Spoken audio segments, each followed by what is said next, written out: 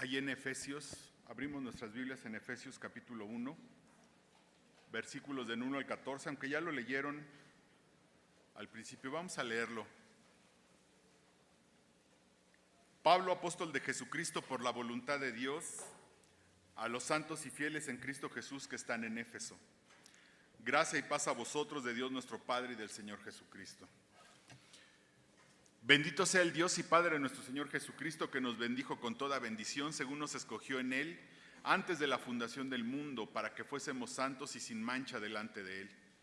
En amor, habiéndonos predestinados para ser adoptados hijos suyos por medio de Jesucristo, según el puro afecto de su voluntad, para alabanza de la gloria de su gracia, con la cual nos hizo aceptos en el amado, en quien tenemos redención por su sangre, el perdón de pecados según las riquezas de su gracia, que hizo sobreabundar para con nosotros en toda sabiduría e inteligencia, dándonos a conocer el misterio de su voluntad según su beneplácito, el cual se había propuesto en sí mismo, de reunir todas las cosas en Cristo, en la dispensación del cumplimiento de los tiempos, así las que están en los cielos como las que están en la tierra.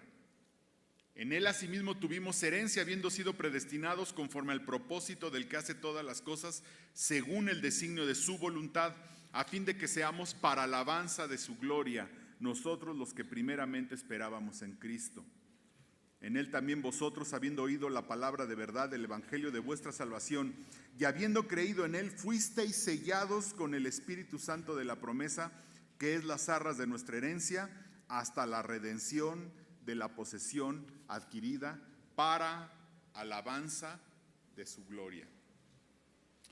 Este día estamos iniciando el Festival de Resurrección y desde hace tiempo tomé la decisión de, en este bimestre, predicar acerca de la carta del apóstol Pablo a los Efesios. Es una carta que habla esencialmente de la iglesia, hermanos. Cuando hablamos de la resurrección de Cristo y de la resurrección, siempre pensamos en aquel momento en el que el Señor Jesucristo se levantó de los muertos después de la crucifixión. Y efectivamente eso es la resurrección y como lo entendemos. Ahora bien, hablar de la resurrección también es hablar del cuerpo de Cristo.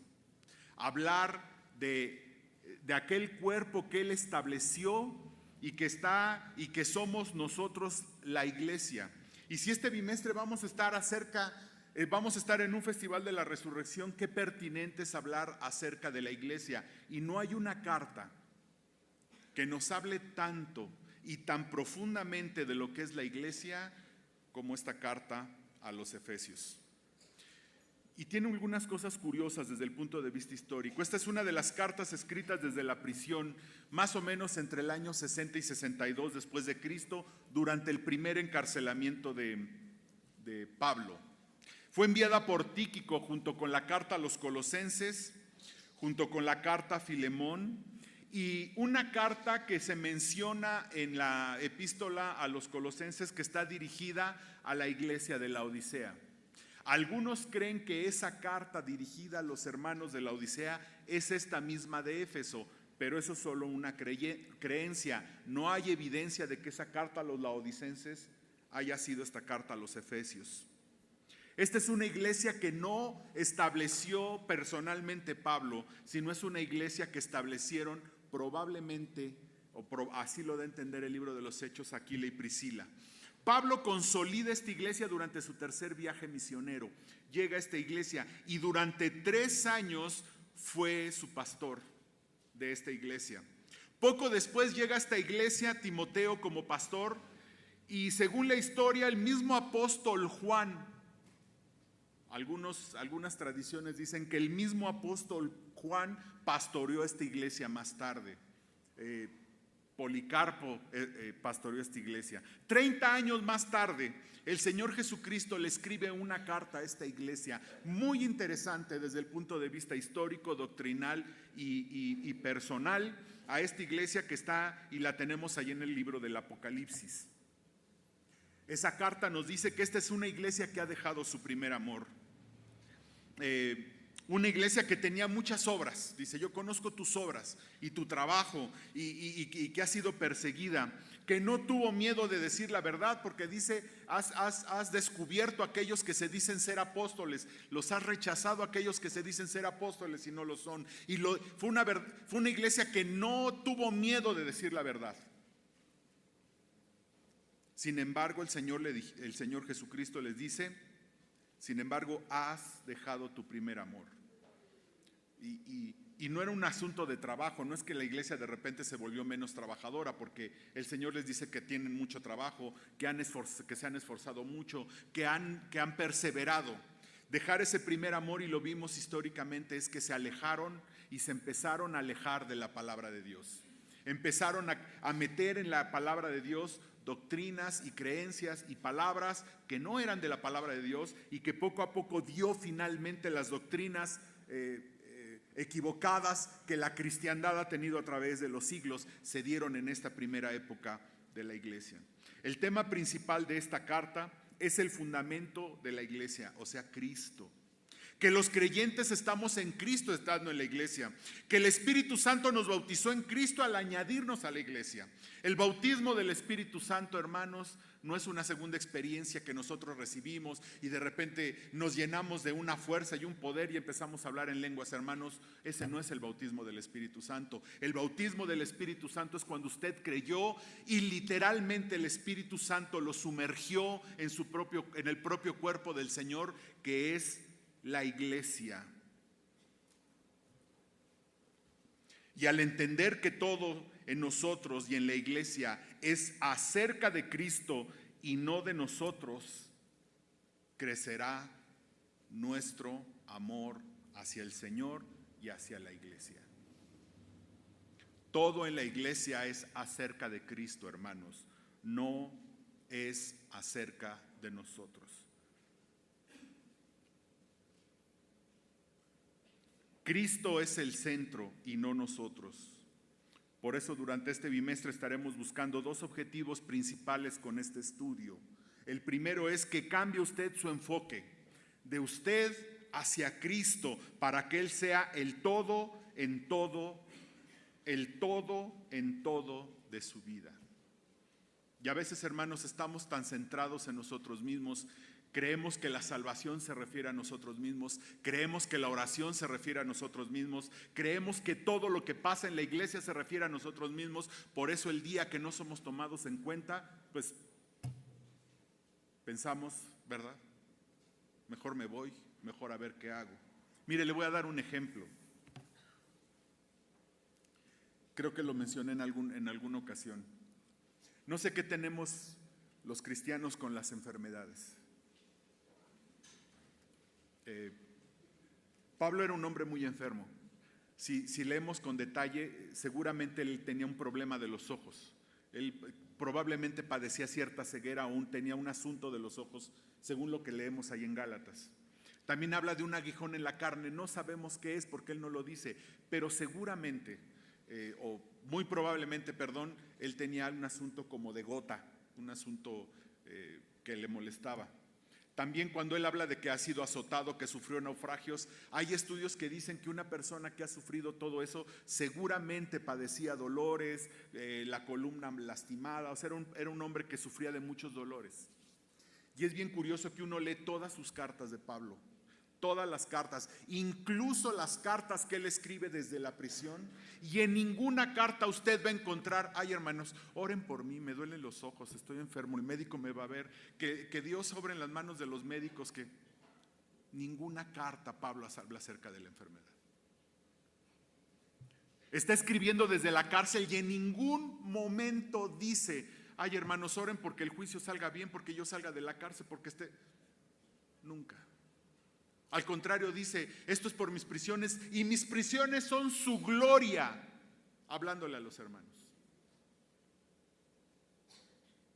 Y abrimos un chat de oración y si ustedes lo leen, todo es acerca de enfermedades.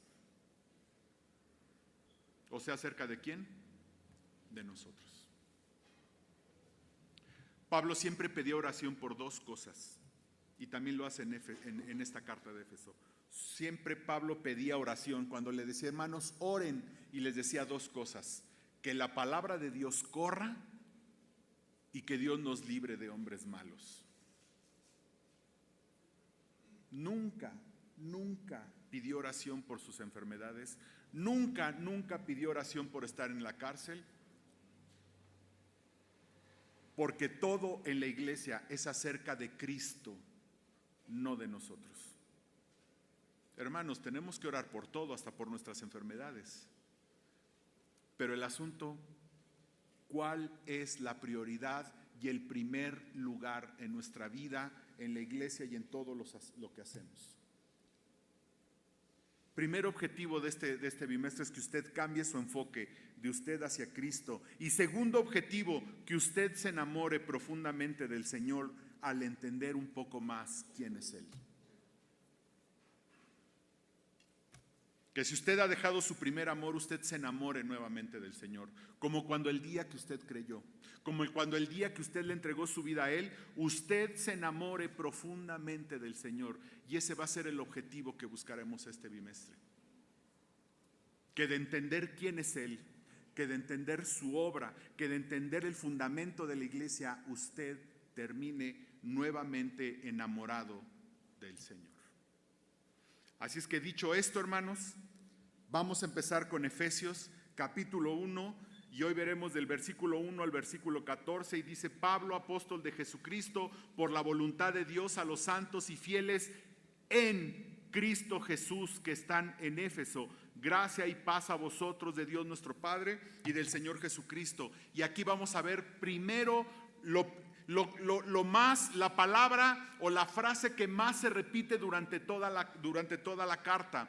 Por lo menos en estos primeros 14 versículos se repite 9 veces la palabra o la frase en Cristo, en el amado, en el Señor, dándonos a entender que nosotros estamos en Cristo. ¿En dónde, hermanos? En su cuerpo. ¿En dónde? En la iglesia. En la iglesia. Estamos sumergidos dentro de la iglesia. Usted pertenece a la iglesia, hermano, aunque usted no quiera. Si es que usted creyó en el Señor, obviamente. Si usted no creyó, hermano, usted no está en la iglesia aunque quiera. Si usted creyó en el Señor, si usted le aceptó como Señor y Salvador, si usted se arrepintió, si usted ahora es salvo, usted está en Cristo o en la iglesia. Y esta es la frase que más vamos a ver durante todos estos 14 versículos. Dice: bendito sea el Dios y Padre de nuestro Señor Jesucristo, que nos bendijo con toda bendición espiritual en los lugares celestiales. En los lugares celestiales en Cristo. Una mejor traducción de esto, no es que yo sea traductor, pero para entenderlo un poco más sería: bendito sea el Dios y Padre de nuestro Señor Jesucristo, que nos bendijo con toda bendición espiritual en los asuntos celestiales. Sería una mejor traducción de esta parte: en los asuntos celestiales en Cristo. Y aquí le va la primera verdad, hermano: todas las bendiciones de Dios, absolutamente todas, están en el contexto de la iglesia. Las bendiciones de Dios no se refieren a usted, hermano, se refieren a la iglesia. Y todas las bendiciones que usted pueda recibir, hermano, siempre van a ser en el contexto de la iglesia. Siempre.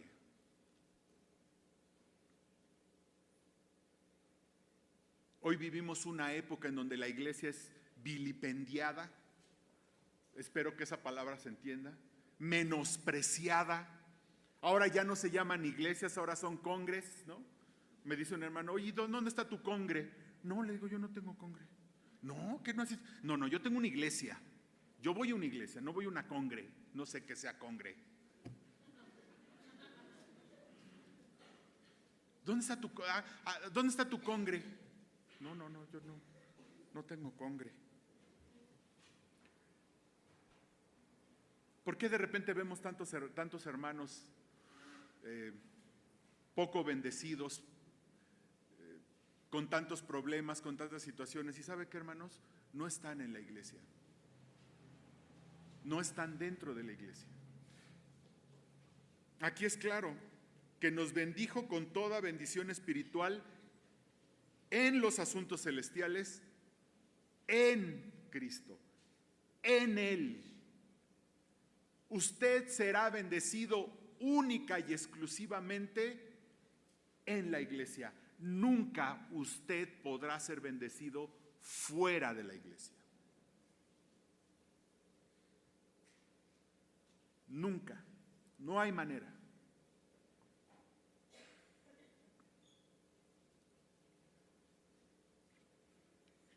Dice 1 Corintios 12:13, porque por un solo espíritu fuimos todos bautizados en un cuerpo, sean judíos o griegos, sean esclavos o libres, y a todos se nos dio a beber de un mismo espíritu. Pero fíjese, porque por un solo espíritu fuimos todos bautizados en un cuerpo. ¿Qué significa bautizados? Sumergidos, ¿en dónde? En un cuerpo. Y no me diga, bueno, hermano, es que yo pertenezco a la Iglesia Universal. Eso es una mentira. No existe tal cosa. Eso es un invento de nuestros católicos, perdón que lo diga así. Usted fue sumergido en un cuerpo específico, literal, concreto. ¿Cuál es ese cuerpo? Este cuerpo. Si es que usted está aquí. Y a otros hermanos lo sumergió en el cuerpo que se reúne en otro lugar. Pero es un lugar específico, literal, llamado iglesia local.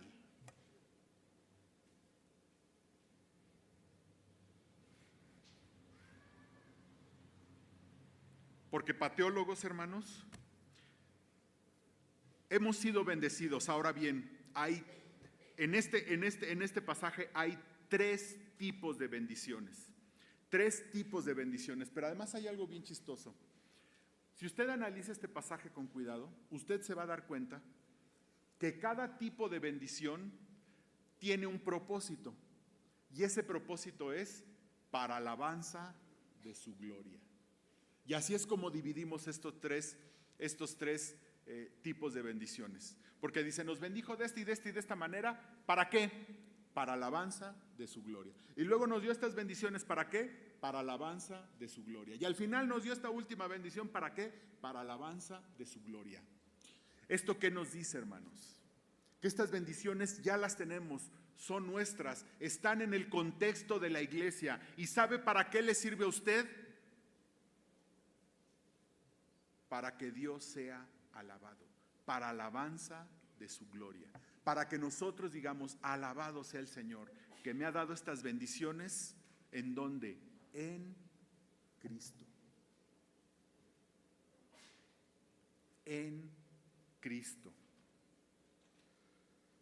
Versículo 4, según nos escogió en Él, según nos escogió en Él, antes de la fundación del mundo, para que fuésemos santos y sin mancha delante de Él, en amor, habiéndonos predestinados para ser adoptados hijos suyos por medio de Jesucristo, según el puro afecto de su voluntad, para alabanza de la gloria de su gracia, con la cual nos hizo aceptos en el amado, en quien tenemos redención por su sangre, el perdón de pecados, según las riquezas de su gracia. Este primer grupo de bendiciones son las bendiciones de su gracia, hermanos. Y lo que nos dice aquí el Señor es que usted y yo no hicimos absolutamente nada para merecer la salvación del Señor. Fue únicamente por la gracia de Dios. Tan, tan. Usted no tiene ningún mérito, hermano, ningún mérito. Fue porque Él nos escogió, porque Él nos adoptó hijos suyos, para que fuésemos sin mancha, para la alabanza de la gloria de su gracia, con la cual nos hizo aceptos en el amado, en quien tenemos redención por su sangre, el perdón de pecados, según la riqueza de su gracia. Y déjeme decirle a esto, hermanos, aún la salvación usted la recibe en el contexto de la iglesia. ¿Cómo ve? La salvación no se refiere a usted, hermano. Nunca se refirió a usted. No se refiere a mí. No se refiere a cada uno en particular. Cristo es un novio enamorado que vino a morir por su iglesia. Efesios 5:25 dice: maridos, amad a vuestras mujeres, así como Cristo amó a la iglesia y se entregó a sí mismo por ella. Él vino a morir y a redimir y a salvar a una novia para sí. Una novia que un día va a ser su esposa. Y Él murió por ella. Así es que, hermano, la salvación no se refiere a usted. ¿Se refiere a quién? A la iglesia. Cristo es un novio enamorado por su iglesia, al grado que murió por ella y se entregó por ella. Él vino a redimir, dio su sangre, murió en una cruz. ¿Por quién? Por su novia. ¿Quién es su novia? La iglesia. La salvación no se refiere a usted, hermano, ¿eh?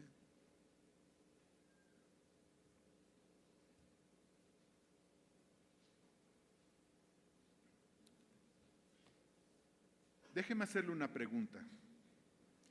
¿Qué haría usted si alguien atentara contra su novio o contra su esposa? ¿Qué haría usted, hermano hombre, varón o lo que sea?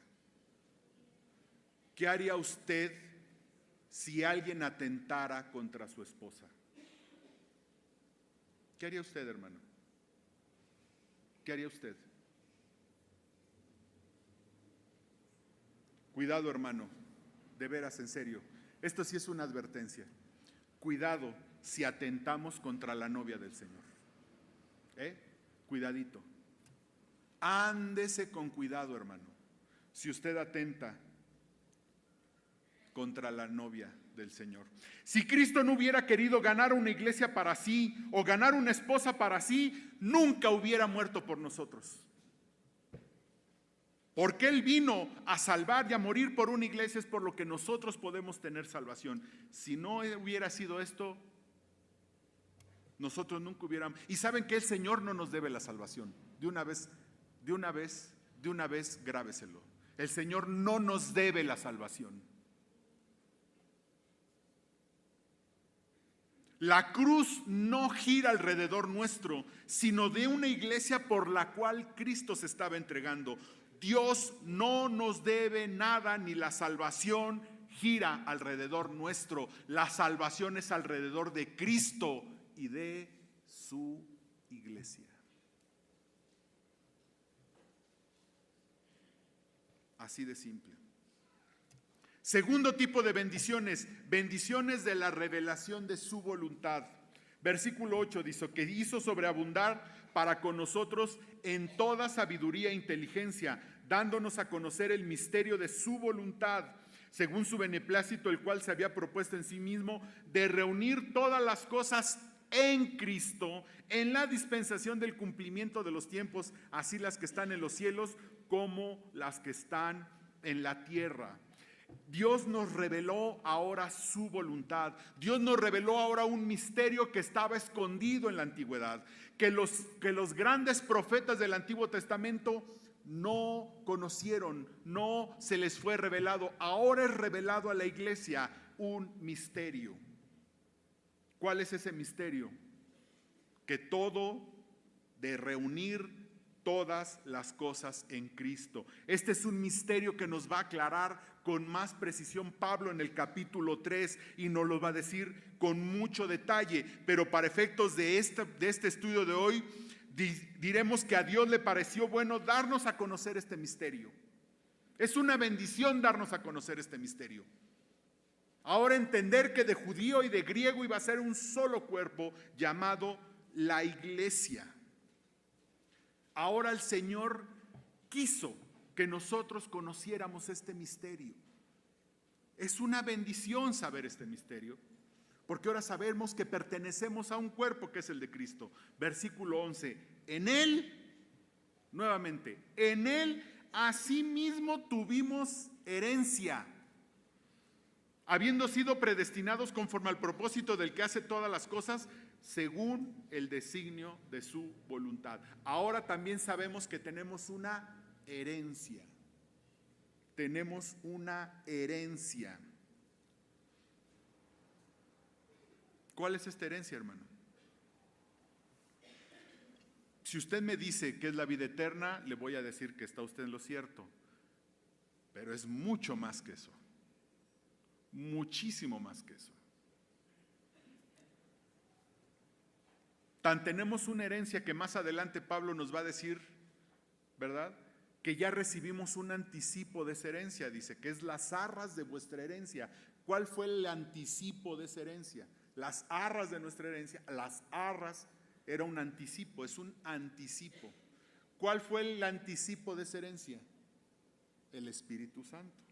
Pero tenemos una herencia. Primera de Pedro 1 del 3 al 4 dice: bendito el Dios y Padre de nuestro Señor Jesucristo, que según su grande misericordia nos hizo renacer para una esperanza viva, para la resurrección de Jesucristo de los muertos, para una herencia incorruptible, incontaminada e inmarcesible, reservada en los cielos para nosotros. Al Señor nos hizo conocer el misterio de la iglesia, para entender lo que es la iglesia, para saber de qué se trata ese misterio y que nosotros somos participantes de ese misterio, pero también quiso que conociéramos que tenemos una herencia en los cielos, que está reservada, una herencia que ya el Señor hizo las reservaciones y nos está esperando. ¿Cuándo recibiremos esa herencia? En la redención. ¿Cuándo es ese día, hermanos? El día que el Señor nos lleve en el arrebatamiento. ¿De qué se trata esta herencia? Lo que podemos ver en la Biblia, que esta herencia se trata de algunas cosas. Vida eterna, como les dije, compañerismo con Dios, galardones, habitar con Cristo en la Nueva Jerusalén. Y si ustedes leen Apocalipsis verán la gloria de la Nueva Jerusalén. Gobernar con Él en todo el universo, y creo que algunas cosas más que solo las entenderemos hasta ese día. Esa es la herencia que nos espera, hermanos. Alguna vez en un sermón dije, los cristianos vivimos vidas mediocres porque no hemos entendido lo que nos espera en la eternidad. Si nosotros podemos entender la gloria que nos espera en la eternidad, nuestras vidas serían muy diferentes. Vivimos tan ensimismados, ¿verdad?, en los problemas del hoy, en los asuntos de mañana, lunes, en las broncas con los hijos, en el trabajo. Vivimos tan inmiscuidos en eso, que además eso se va a morir y va a desaparecer. Y dejamos de ver la eternidad con todas las glorias que nos esperan, que entonces nos perdemos en los asuntos del día a día, hermanos. Por eso el Señor quiso que conociéramos que tenemos una herencia en el cielo. ¿Para qué? Para entender que somos peregrinos aquí. Que nuestra verdadera patria, ¿dónde está? A su lado, en un lugar.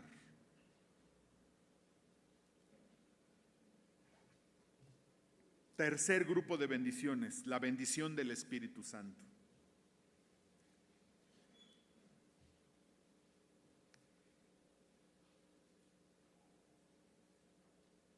Versículo 12.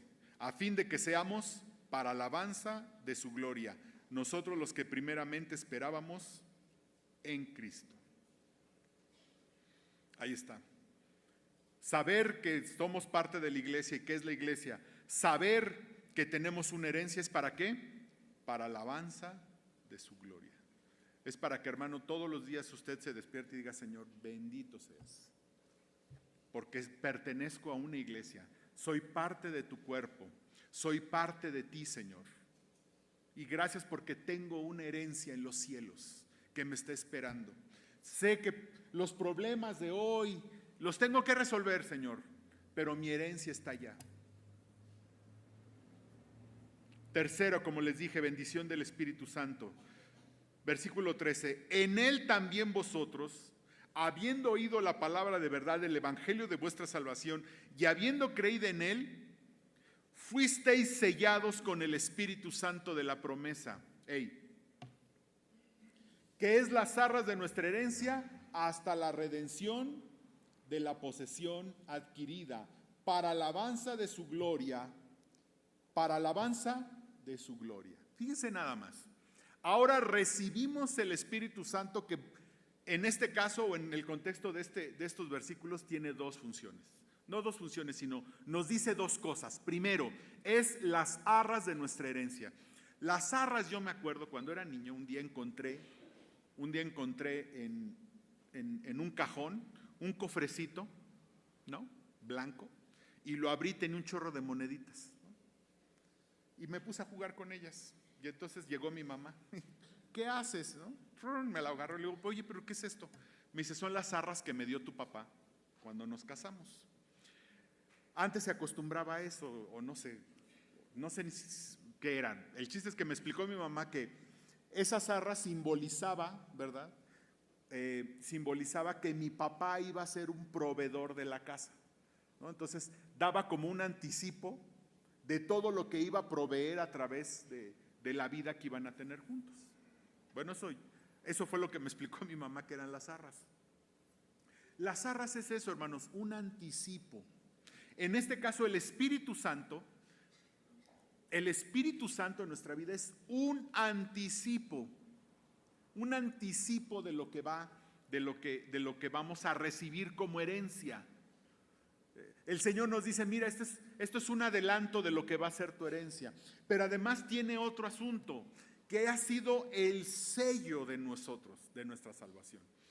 Antiguamente, si yo escribía una carta, ¿verdad? Le ponía cera y le ponía un sello. ¿Tá? Y si tenía ese sello, esa carta no podía ser abierta, era segurísimo. El que la recibía, si veía el sello violado, que decía, alguien ya la abrió, ya la leyó. Tener el sello completo implicaba que esa carta no había sido abierta ni leída. El sello del Espíritu Santo es la seguridad de nuestra salvación, de que somos cartas selladas. ¿Hasta cuándo? Hasta el día de la redención. Somos cartas selladas y es la seguridad de nuestra salvación en este contexto. Pero ¿cuál es la obra del Espíritu Santo? Juan 16 dice, aún tengo muchas cosas que deciros, está hablando el Señor Jesucristo, pero ahora no las podéis sobrellevar. Pero cuando venga el Espíritu de verdad, Él os guiará a toda verdad, porque no hablará de su propia cuenta, sino que hablará todo lo que oyere, y os hará saber las cosas que habrán de venir. Él me glorificará, porque tomará de lo mío y os lo hará saber. Todo lo que tiene el Padre es mío, por eso dije que tomará de lo mío y os lo hará saber. El Espíritu Santo nos guía a los cristianos a toda verdad. En el pecado nos guía al arrepentimiento. En leer la Biblia nos guía a lo que Dios nos quiere decir. En tomar decisiones nos guía a toda verdad. Él es una guía en nuestras vidas. Y es un anticipo de la herencia de lo que vamos a recibir. Y dice, termina el versículo 14, para alabanza de su gloria. Para alabanza de su gloria. Ahora, hermano, ya les expliqué esto. Por lo menos hay 4 cosas que debemos aplicar en nuestra vida de manera concreta. 1, todas las bendiciones de Dios nos llegan en el contexto de la iglesia. Si usted se aleja de ella, difícilmente usted será bendecido. Estas bendiciones ya están dadas, solo tiene que tomarlas, pero eso solo será en Cristo, en la iglesia. Mi mamá había una hermana que visitaba a mi mamá. Y cada vez que yo iba, era una hermana con muchos problemas. Siempre tenía problemas económicos, o sea, siempre visitaba a mi mamá, porque invariablemente le pedía dinero, se casó con un muchacho, tuvo muchos problemas, fue con otro y finalmente se murió la hermana, se enfermó y se murió. Pero siempre una vida de mucha pobreza, de muchos problemas, se embarazó, tuvo una niña y bueno. El asunto es que había estudiado en un seminario para misionera, pero tenía una peculiaridad esta hermana. Yo iba con mi mamá y le decía, oye, ¿ahorita dónde asiste fulanita? No, ahora va a la iglesia fulana. Y luego, no, ahora va a la iglesia sutana. No, ya no le gustó, ahora va a la iglesia perengana. No, es que ya se peleó con el pastor y ahora viene aquí al centro de predicación de la casa. No, es que ahora ya va a la iglesia donde yo voy. Y así se la pasaba la hermana. De iglesia en iglesia, las iglesias no le gustaba, se peleaba con el pastor, se peleaba con un hermano y siempre vivía de iglesia en iglesia. Nunca encontraba un compromiso en una iglesia en particular. Y leyendo este pasaje ahora entiendo por qué le iba tan mal a esta hermana. Porque nunca estaba en el contexto de la iglesia su vida. Nunca estuvo en el contexto de la iglesia y por lo tanto Dios solo nos puede bendecir, hermanos. Dios solo nos puede bendecir en el contexto de la iglesia. Nunca fuera del contexto de la iglesia. Segundo asunto, amar a Cristo es amar a su novia, es amar a su iglesia. Todo en la iglesia gira en torno a Cristo y no en torno a nosotros.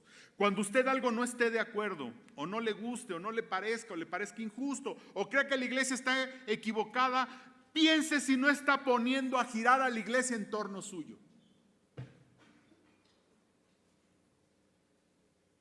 Piense si no se está amando más a usted mismo que a Cristo. Podemos analizar, podemos discutir, podemos intercambiar ideas, pero siempre piensa, hermano, ¿no estoy haciendo girar a la iglesia en torno mío? No quiero que la iglesia sea como yo quiero, en torno a lo que yo quiero, en torno a lo que a mí me gusta y no hacerla girar y no entender que la iglesia es en torno al Señor, no en torno a nosotros mismos. Aquí una vez salieron unos hermanos, el pastor se acuerda, la primera vez que salió un grupo. Y viéndolo al tiempo, no era más que hermanos que querían que la iglesia fuera lo que ellos querían que fuera. Y no lo soportaron hasta tal grado que mejor agarraron sus canicas y se fueron. Y hasta donde yo sé, hermanos, siguen sin levantar cabeza. Estas verdades, tercera aplicación práctica, estas verdades nos deberían llevar a alabar a Dios y agradecer su amor y el sacrificio de su Hijo en cada momento de nuestra vida. Y este agradecimiento debería reflejarse en una mayor consagración y amor hacia la obra de nuestro Señor Jesucristo. Había un hermano en la iglesia donde yo creí, el hermano Munguía. Él había sido marinero mercante, el hermano, ¿no? Entonces, él era un hermano solo, ¿verdad? Nunca se casó, tuvo mujeres cuando no era cristiano, pero nunca se casó. Ya cuando yo lo conocí era sastre, ¿no? Entonces de repente yo le llevaba a arreglar cosas y a veces me ponía a platicar con mi hermano y él decía, yo he leído la Biblia 37 veces. Y cierto, yo sí la había leído porque sabía mucho de la Biblia mi hermano. Pero él me contaba, porque además era un hermano súper consagrado, participaba en la iglesia y entraba. Y un día me dijo, mira hermano, nada más de ver, si yo te platicara de dónde imagínate, yo era marinero mercante y literal un amor en cada puerto. Si tengo hijos, a muchos ni sé si los tengo o dónde los tengo. Fui alcohólico, hasta incluso probé drogas. No sabes mi vida cómo fue antes de conocer al Señor y nunca me quiso platicar detalles. Está bien. Decía, pero después de ver todo lo que hizo el Señor por mí, dice, lo que hago hoy se me hace poco. Leer la Biblia se me hace poco, orar 1 a 2 horas se me hace poco, participar en la iglesia se me hace poco, dice. Todo el amor que Dios ha mostrado hacia mí se me hace, me parece poco lo que yo hago por el Señor. Poco se me hace, decía este hermano. Y era el hermano que, a la hora que fuera, siempre estaba ahí el hermano Munguía. Cuarta aplicación. Hermano, cuidado y tiemble, hermano. No voy a dejar de ser tan enfático. Cuidado y tiemble. De veras tiemble si usted está atentando contra la iglesia del Señor. Cuidado. La iglesia no es poca cosa. Cuidadito. La iglesia no es una organización. La iglesia es la novia del Señor. La iglesia es el cuerpo de Cristo. Es su novia, es su cuerpo. Él se sacrificó por ella. Cuide su lengua, hermano. Cuidemos nuestras acciones, porque el Señor Jesucristo actuará en contra de quien atente contra su iglesia, hermano. Y hermano, usted puede hablar mal de mí. Eso no me importa. Y no le va a pasar nada si usted habla mal de mí. Es un pecado y pídale perdón. Usted puede hablar mal del pastor, usted puede hablar mal de Alejandro. Usted puede atentar contra mí, hermano. Yo soy solo un ser humano. Pero cuidado cuando atentamos contra la iglesia. Hablando de la iglesia como el cuerpo, esto que está aquí reunido, esta es la iglesia, porque además a veces hablamos muy raro. Me dicen por ahí, oiga, es que la iglesia no me ha apoyado. Dije, ¿cómo que la iglesia no te ha apoyado? No, la iglesia no me apoyó. A ver, espérame, vamos por partes. Específicamente, ¿quién no te dio el apoyo? Ah, pues es que Ángel no me apoyó. Ah, bueno, espérame. Ángel no es la iglesia. Ángel es el que se encarga de la publicidad o de las impresiones dentro de la iglesia. Quien no te apoyó es un miembro del staff o un miembro de las oficinas de la iglesia. Hablemos correctamente. Ángel no es la iglesia. El pastor no es la iglesia. Yo no soy la iglesia. El hermano no es la iglesia. No te apoyó un miembro del staff de la iglesia. Pero si fácil, no, es que la iglesia no me apoya. Ah, caray. O sea, toda la iglesia no te apoyó. ¿Cómo le hace para empezar? Imagínense si todos corremos.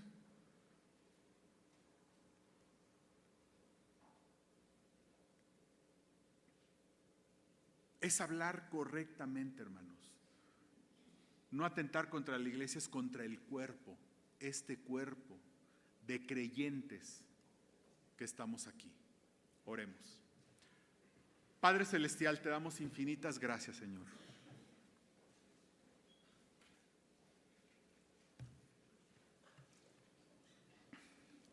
Infinitas gracias porque tú nos has traído a este cuerpo, Señor.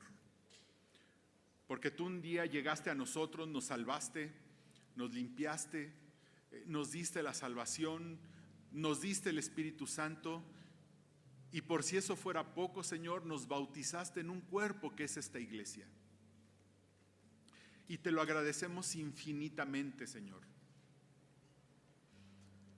porque tenemos un lugar donde desarrollar nuestros dones, donde tener compañerismo, donde practicar el amor, donde vivir contigo, un lugar de comunión contigo, Señor, y te lo agradecemos infinitamente, Padre. Ahora, Señor, que tú nos hagas entender, Padre, que tú nos hagas, que tu palabra penetre en nuestros corazones, en nuestra mente, y tú nos hagas entender lo valiosa que es tu iglesia, Señor. El valor tan importante que tiene. Es como esa perla, Señor, que tú hablas. Es como una perla, Señor, valiosísima. Es como el tesoro que un hombre encontró, Señor, hablando de tu iglesia. Y que, Padre Celestial, todos los días de nuestra vida, Señor, podamos servirte en este lugar. Y que si tú nos llevas a otro, Padre, siempre podamos integrarnos a una iglesia local que también es tu cuerpo, Padre.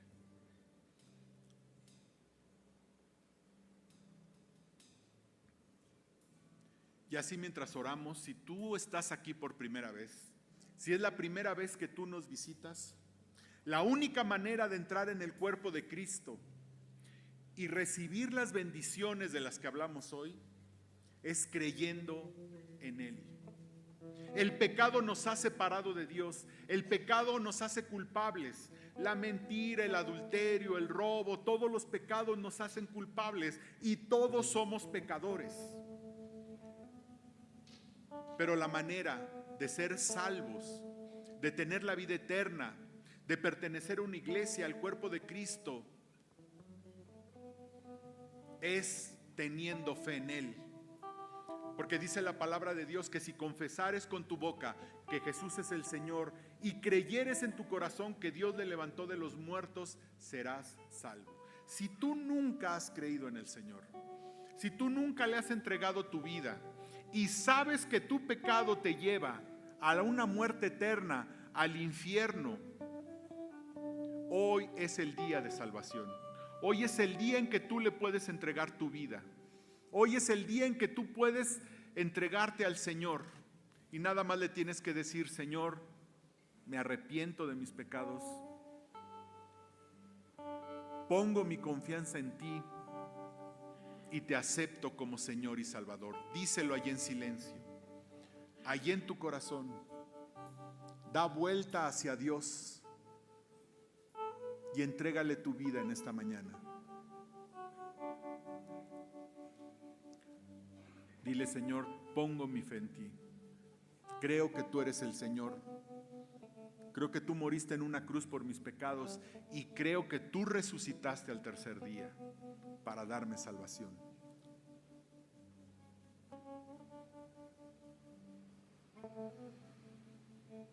Si alguien hizo esta oración, levante su mano. Quiero orar por usted. Si alguien hizo esta oración, levante su mano. Dios te bendiga, Dios te bendiga. Si alguien más hizo esta oración, Dios le bendiga. Dios le bendiga allá atrás. Miren más, venga para acá al frente. Quiero orar aquí por usted. Acérquese acá. Venga. Si usted levantó su mano, venga aquí al frente. Venga aquí al frente. No tenga pena. No tenga pena. No. Está usted en familia.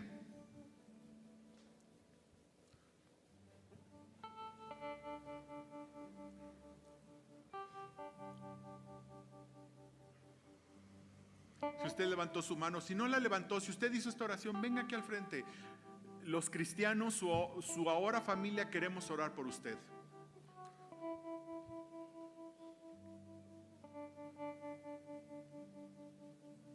Padre Celestial, te damos gracias por